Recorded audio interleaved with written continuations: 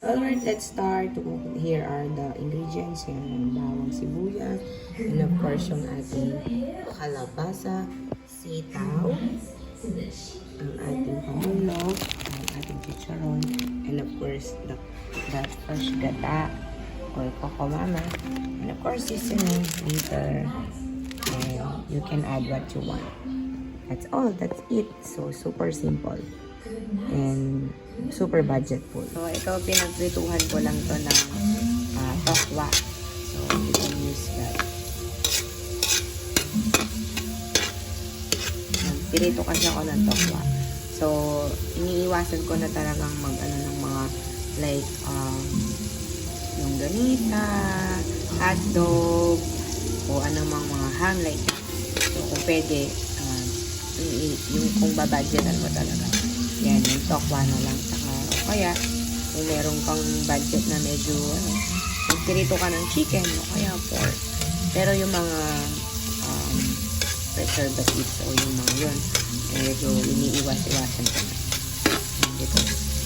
Kahit budget ano lang, ulam, yung pa rin okay pa rin, healthy pa rin. For your family. Lagyan na natin yung ating kalabasa. Ganyan lang yung pagluluto. Super simple. Alright, so pwede na natin ilagay yung ating mga sitaw. Yan. Sitaw. So, ang sikreto sa gulay lagi yung malakas dapat yung apoy. No? Kasi pag hindi ganun, sobrang lambot naman yun. You can put your seasoning. Tansya lang. Okay, so natin na maluto. Gawin na natin ng ating pangulog. So, yan. Tapos na yung medyo ano na. Lagyan na natin yung ating gata. Yes. Konting-konti na lang natin maluto. Simpleng-simple lang talaga, di ba? So, tapos healthy pa for your family. Diba? Simple lang natin. Kaya ng budget mo. Same time.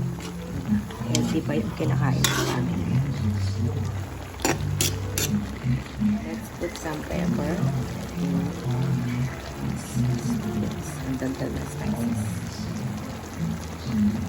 Alright, we're done. We will serve it sa ating family. Guys, so we'll serve it to our family. Sarap, diba? So, easy and healthy budget meal for your family.